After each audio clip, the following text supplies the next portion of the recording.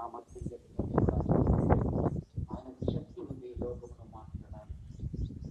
ఆయనలో ఉన్నటువంటి ఆ త్యాగపూరితమైనటువంటి సేవ మన ద్వారా లోకంలో కనిపించబడడానికి ఈనాడు దేవుడు నిన్ను నన్ను కోరుకుంటున్నాడు.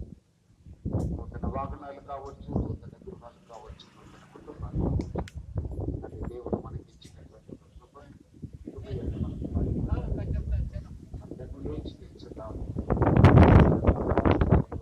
దేవా, నేను కృతజ్ఞతగా ఉన్నాను.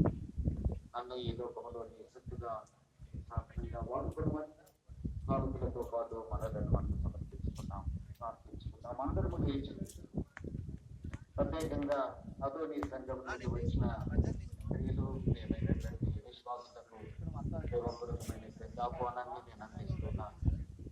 మరి దేవుడు భారతదేశానికి ఇచ్చినటువంటి గొప్ప